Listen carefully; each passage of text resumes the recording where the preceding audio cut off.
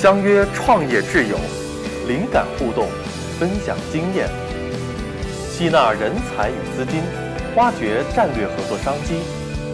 欢迎收看《创业谈》。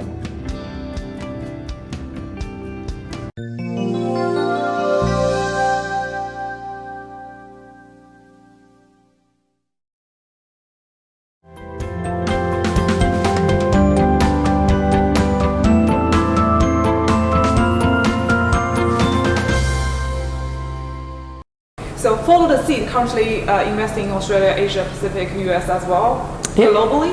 Yeah, we mainly invest in Australia purely because of the regulatory reasons. We have to invest 80% of our fund here. We can only invest 20% of our fund overseas. Yeah, but as I'm also with a number of other funds in China and US, so we could definitely look at other. Jackie, in regards to helping Australian business going to China, whether we have any success so far with bringing like non-Chinese speaking people, because apparently Brian can speak Chinese and understand the Chinese culture a bit better than like Aussies, for example. Yeah. Whether we have helped any Aussies been to China, get into any government connection network, set up business successfully so far? Yeah, that's a pretty good questions. Actually, for the foreigners, it's still a bit difficult for them to access the Chinese market if they can't speak Chinese. They don't understand the Chinese culture. It's very hard for them, to be honest. So the first thing for the foreigners, my suggestion is that, of course, they need to understand a bit about the Chinese culture and the Chinese market. And it's better that for their team, they could have one this kind of person understand the Chinese culture. That could help them a lot. From my past experience, we also helped some foreigners project to successfully set up the business in China. For example, some listed companies in Australia, they're very suitable for the Chinese market. They come to our platform, we help them to make the collaboration with the local enterprises in China. This is also one good way to help them to build this kind of joint venture that can help them to develop in China. I think this is one of the good way suggestion for them. Yeah.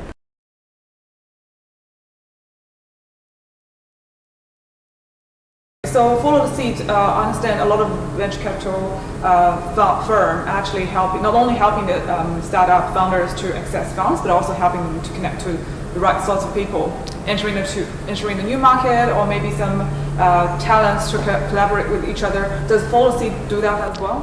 We try to do that, but as I said earlier, it's actually not easy, but we try to do that because the bandwidth of every partner, the general partner of Follow the Seed, we very, very tight with looking at deals, with that post-investment management, a lot of things. So sometimes we want to do a lot, like what you said, bridging the market, business development, for instance, to be China or whatever. It's not that easy.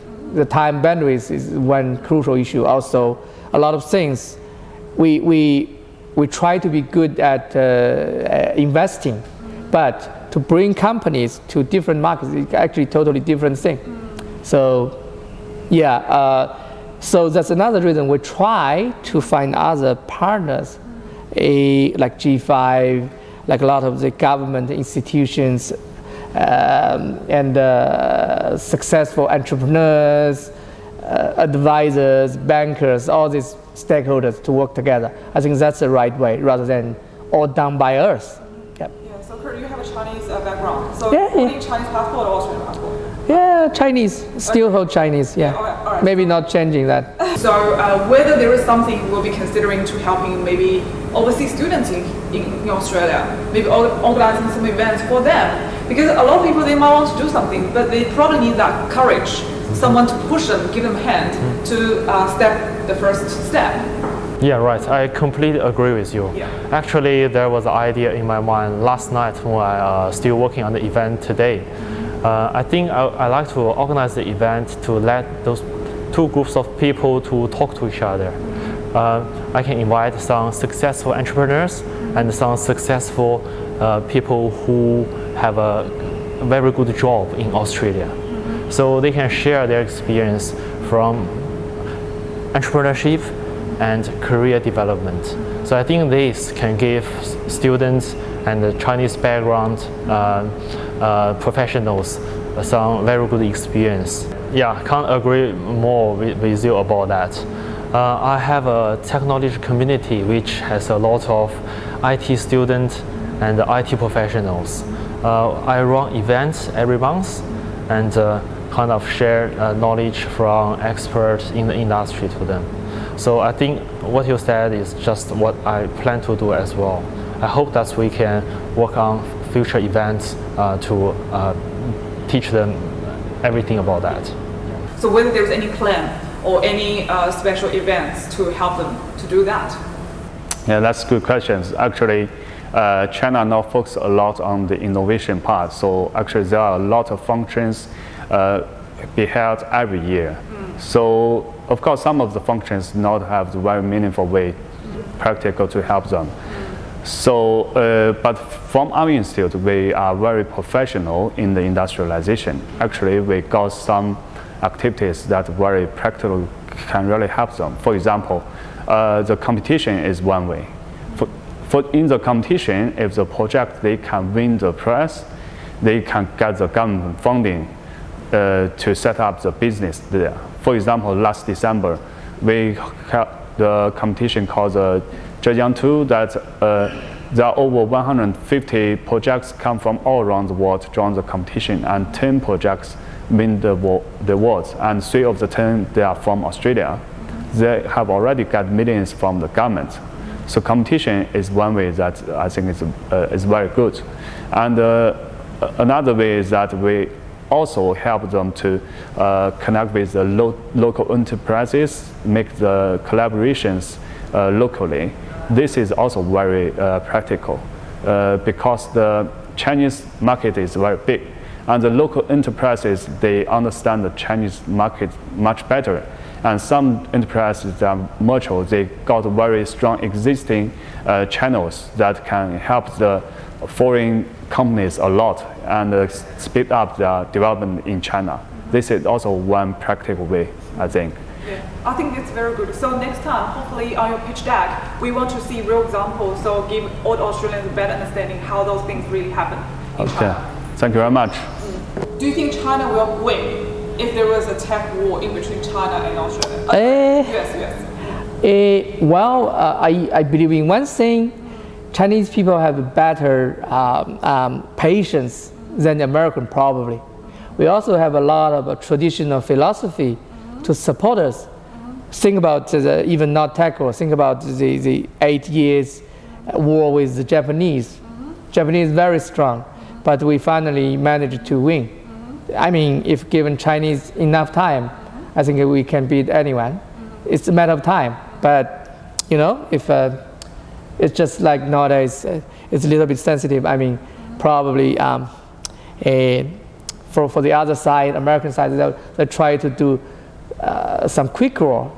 Probably that's has created a lot of near-term issues. But long-term, we're very good at solve issues with a lot of soft power in some words. Yeah. Okay. I like that answer, and I think we will be the best. Well, Chinese people never say we are the best anyway. But I think we should do that, because everything has changed now, so we should be more confident. Anyway, yeah, of course. Yeah. Right. I plan to continue this boot camp and with different partners, because different partners can bring different knowledge and different resources. And I want to share those different experiences with all the people who are interested in startup in Australia. So one final suggestion from you, from your perspective and your network, what are your suggestions for tech startups? Okay, I will say tech entrepreneurs should communicate together more often. And they should share their experience and knowledge together. so people can learn from each other. So I definitely have a lot of insights, and a lot of them are insights gained from blood, sweat, and tears. Having gone through the tech startup journey myself, I would say one of the biggest insights is before you start a business, you really need to think about why it is that you're doing it. There has to be a big problem that you want to solve, that you feel if you don't solve it, then no one's going to solve it, or you can solve it better than anybody else. It has to have a really big vision and a big drive, because the process is grueling. The process is really, really difficult. So unless the right motivation is there, don't even get started in the first place. Someone else is probably solving that problem better.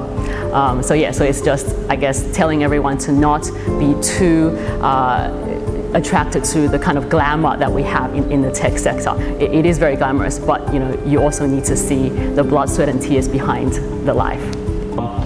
So after running a company for 5 years and started up another company for 1 year, there are some insights I want to share. Is try to run your company profit first, start revenue on day one.